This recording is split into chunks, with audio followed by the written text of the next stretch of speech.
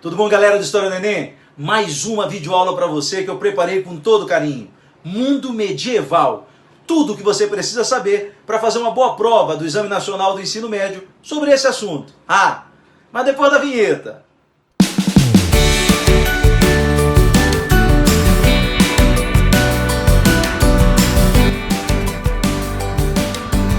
Tudo bom, galera? Vamos começar o nosso bate-papo sobre o mundo medieval. Mas antes, vem algumas informações que eu considero importantíssimas. A primeira informação. Quando a gente trata de um mundo medieval, nós estamos tratando especificamente de um período cronológico muito bem delimitado. É claro que essas delimitações cronológicas, elas são forçação de barra, mas elas te ajudam metodologicamente. A Idade Média começa por volta do século V, com a decadência do Império Romano. E ela termina por volta do século XV, com a formação dos Estados modernos, com a formação dos Estados nacionais, com o surgimento do capitalismo. Repito, é óbvio que essas datações são forçação de barra, mas elas servem para que nós tenhamos um norte. A gente pode considerar que o Império Romano entra em decadência desde o século III, e que já existem Estados nacionais e Estados modernos formados desde o século XII, basta analisar Portugal. Mas nós usamos o século V, XV como datas redondas para que você tenha esse entendimento com mais facilidade. Segunda consideração que eu acho importante. O mundo medieval que nós estudamos ele está restrito à Europa Ocidental. Especificamente àquela região ali que vai da Itália à Grécia até a Península Ibérica. A Europa Ocidental especificamente. As informações, o debate que nós vamos fazer se trata basicamente dessa região. Terceira consideração que eu acho importante. Tire da cabeça aquela imagem tradicional de que a Idade Média fora Idade das Trevas, período de escuridão, de retrocesso, período a ser apagado da memória do mundo ocidental. Não. Essa imagem não dá mais para ser digerida. Quem construiu essa ideia de que a Idade Média foi um período de atraso, de retrocesso, foram os pensadores renascentistas e principalmente os iluministas entre os séculos XVII e XIX, no século XVIII em especial. Para valorizar o movimento que eles inauguravam, eles criaram essa imagem do passado, construíram essa memória do passado como sendo um passado de atraso, de trevas, onde o obscurantismo predominava. E a partir deles, somente com eles, uma nova mentalidade inaugurava. Ora, senhores, se a gente considerar que a Idade Média foi um período de atraso, nós não vamos levar em consideração os avanços arquitetônicos que nós tivemos nesse período, com a arquitetura gótica. Nós não vamos, por exemplo, levar em consideração o trovadorismo na literatura, São Tomás de Aquino, Santo Agostinho na filosofia, as primeiras universidades como centro de excelência e de estudo, todas elas na Idade Média, todas elas de um jeito ou de outro relacionadas, vinculadas à Igreja Católica. Aliás, é até importante levar isso em consideração. O fato de ter sido influenciado pela Igreja Católica não torna essas informações e esse conhecimento menor. Até porque toda produção de conhecimento é condicionada pelos valores do seu tempo. Assim como hoje, o conhecimento produzido é fortemente influenciado pelo fenômeno global, pelo capitalismo global. Não esqueçam disso antes da nossa análise.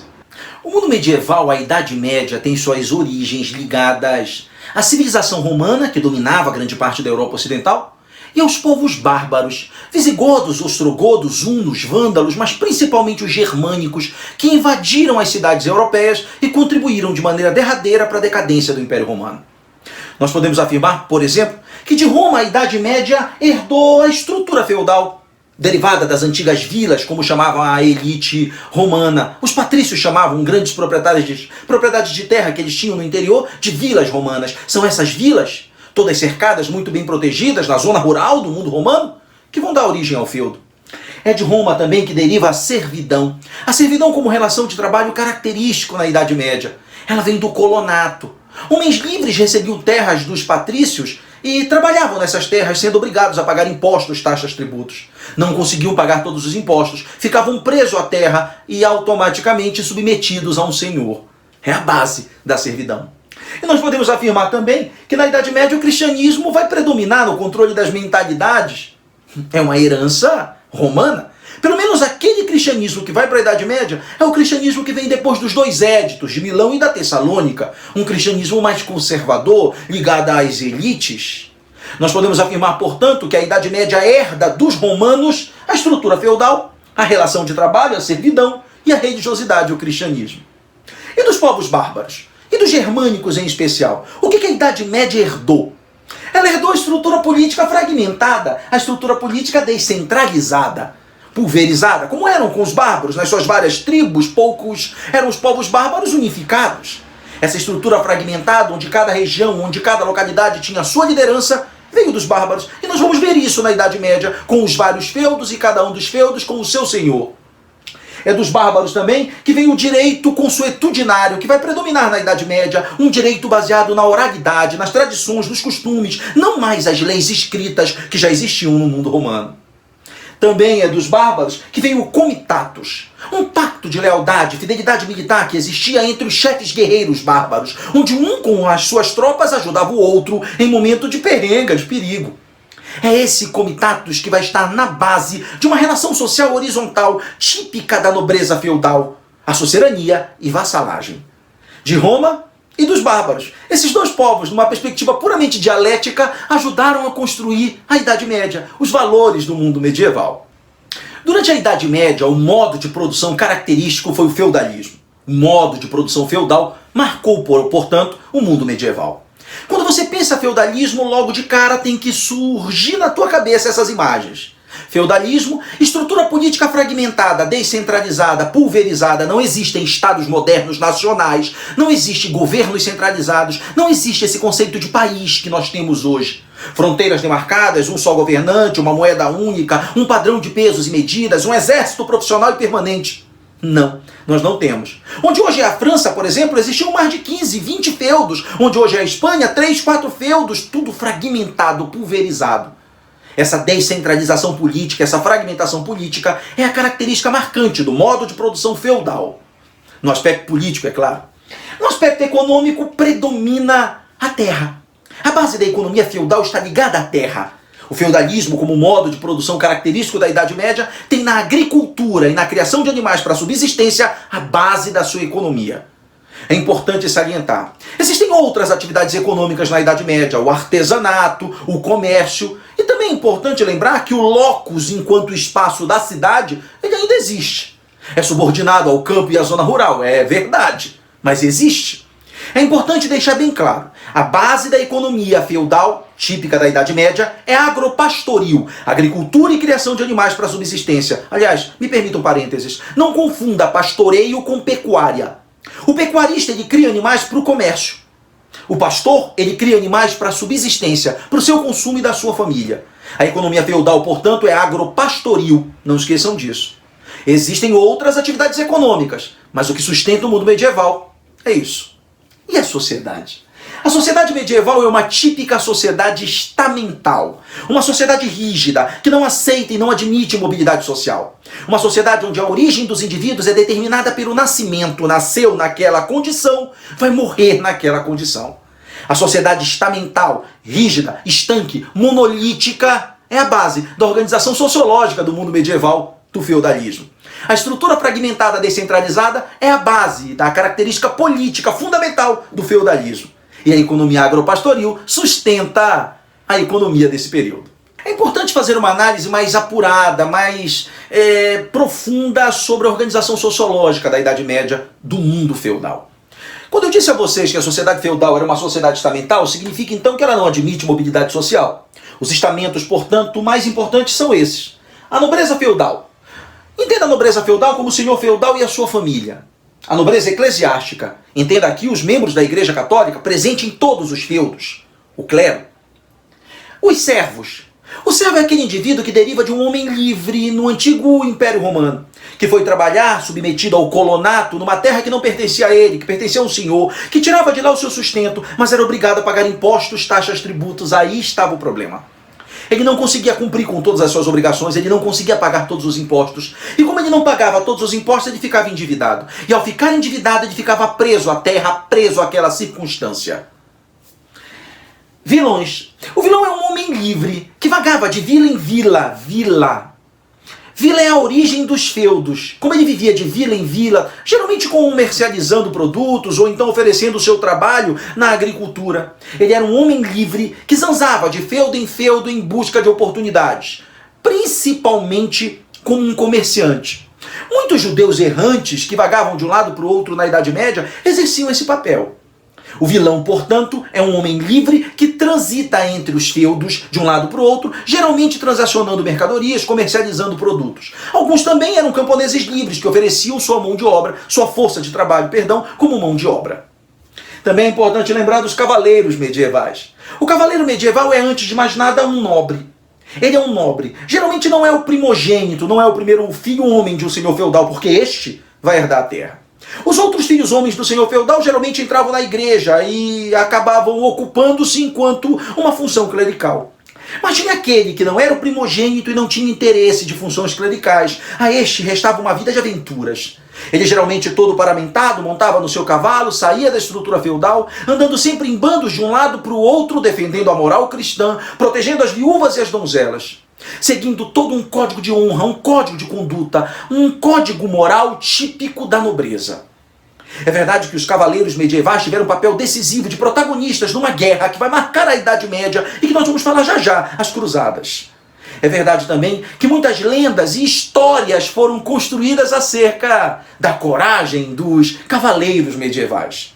Personagem importantíssimo, mantenedor das tradições da nobreza, defensor da moral cristã, protetor da ordem estabelecida pelo mundo medieval. Essa é a sociedade. Agora é importante salientar que essa sociedade estabelece relações.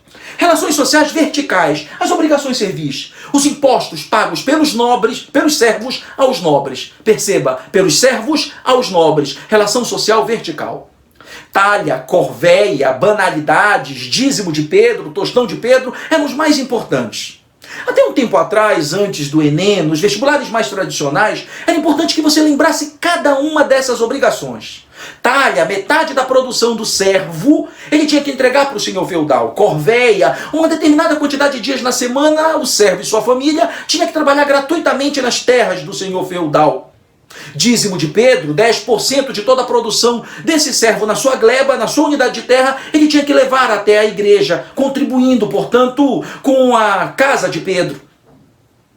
Além desses impostos, existiam vários outros, e cada feudo, por ser uma estrutura política fragmentada, criava os seus próprios. Talha, corvéia, dízimo de Pedro e as banalidades eram os mais importantes. Banalidades, só para complementar, os instrumentos de trabalho e grande parte dos meios de produção que existiam no feudo eram do senhor feudal, e o servo poderia usá-los, desde que pagassem por isso. E quando a gente fala em pagar, sempre é bom lembrar, nós não estamos falando de uma economia monetária baseada em moeda. Paga-se com a própria produção, até porque a terra é o fundamento da economia nesse período. É da terra que vem a riqueza, e a terra era o bem mais valioso da Idade Média.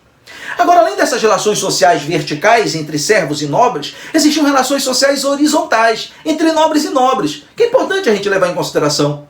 Herança dos bárbaros, dos germânicos, herança do antigo comitatus, a sucerania e a vassalagem.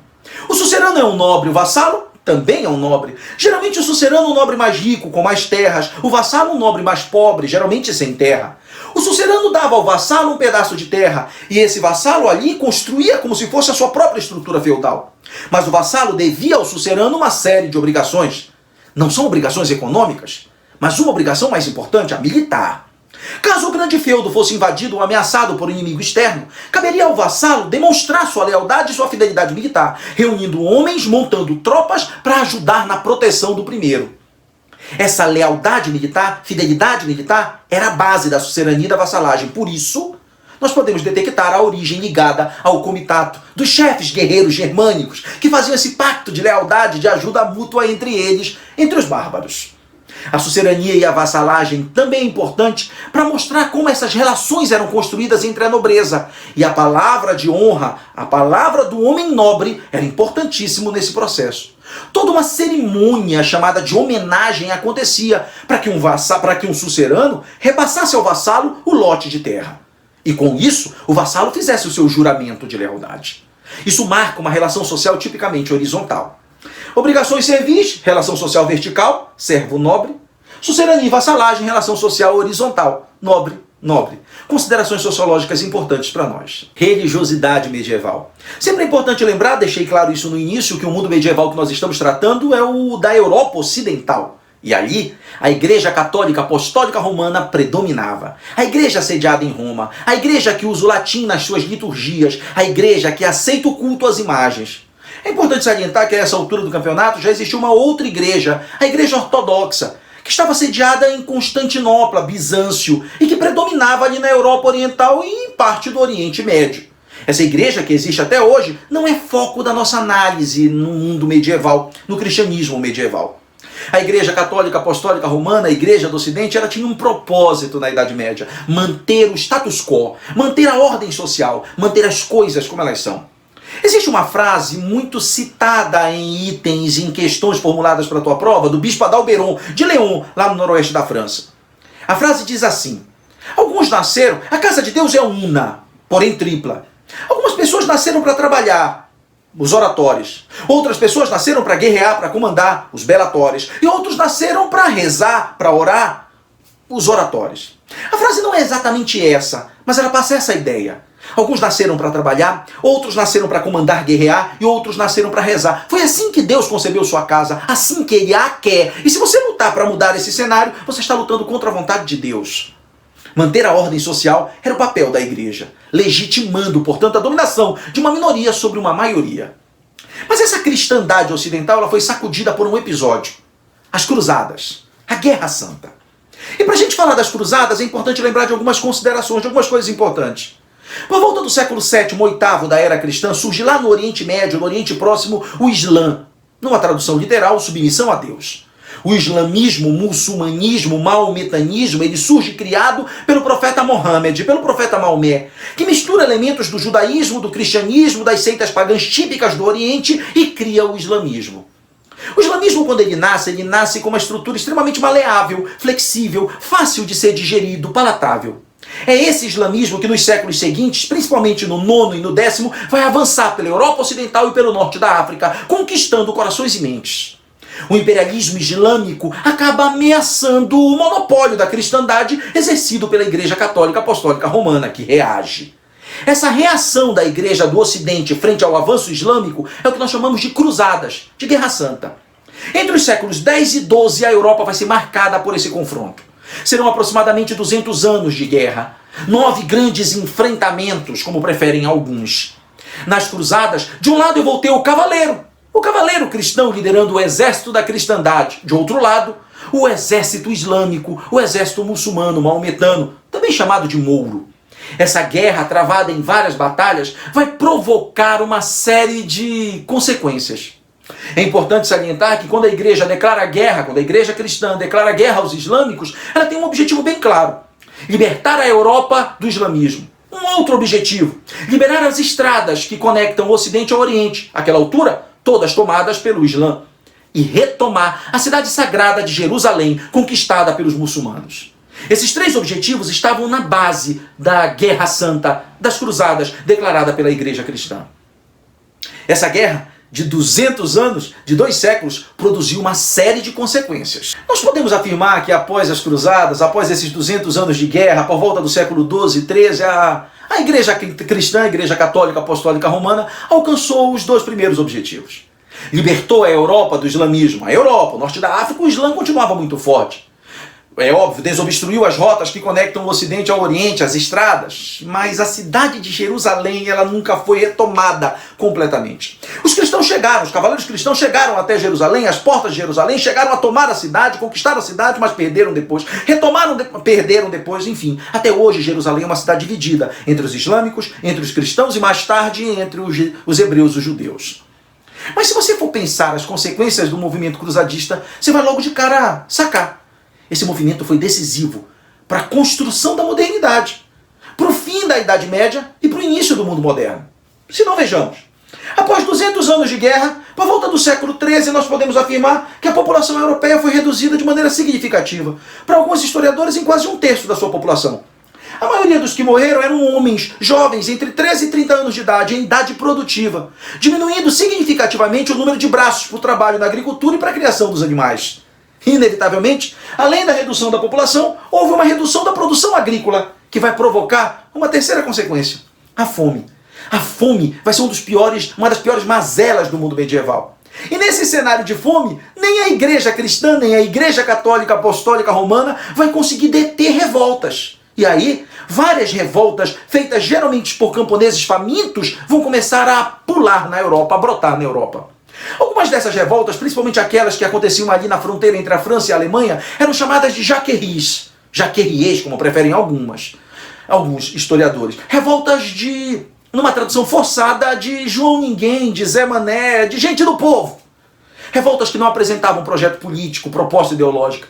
Era a população pobre, camponesa, que se organizava, invadia feudos, invadia algumas cidades para roubar comida, para roubar grãos. Olha o cenário. Reduziu a população, reduziu a produção agrícola, a fome toma conta da Europa, uma série de revoltas começam a acontecer.